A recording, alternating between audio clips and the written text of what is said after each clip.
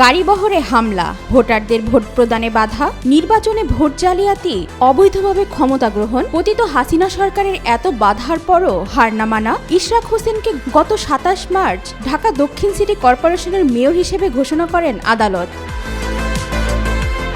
Mayor Ishraq হোসেনের রাজনৈতিক জীবন নিয়ে সকলের যেমন আগ্রহ, তেমন তার ব্যক্তিগত জীবন নিয়েও কৌতূহলের কমতি নেই। ইশরাক হোসেন এখনও অবিবাহিত, তবে শীঘ্রই সুখবর আসতে পারে বলে ইঙ্গিত দিয়েছেন তিনি। সম্প্রতি এক টকশোতে অংশ নিয়ে এমন তথ্যই দেন ইশরাক হোসেন।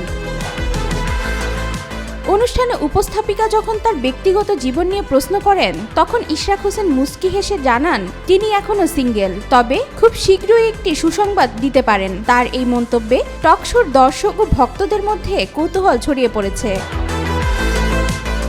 রাজনীতির বাইরে ইশরাক হোসেনের ব্যক্তিগত জীবন নিয়ে সাধারণ মানুষের আগ্রহ সবসময় ছিল। তার এই ইঙ্গিতপূর্ণ মন্তব্যে অনেকেই ধারণা করছেন হয়তো বিয়ের পিঁড়িতে বসার প্রস্তুতি নিচ্ছেন তিনি, যদিও এ বিষয়ে তিনি এখনো কোনো বিস্তারিত তথ্য দেননি। এখন দেখার বিষয় কবে নাগাদ ইশরাক হোসেন সেই সুসংবাদ আনুষ্ঠানিকভাবে প্রকাশ করেন। তার ভক্ত ও সমর্থকরা অধীর আগ্রহে সেই ঘোষণার অপেক্ষায় রয়েছেন। ওয়াহিদা পারভিন ঈশিতা, আজকাল।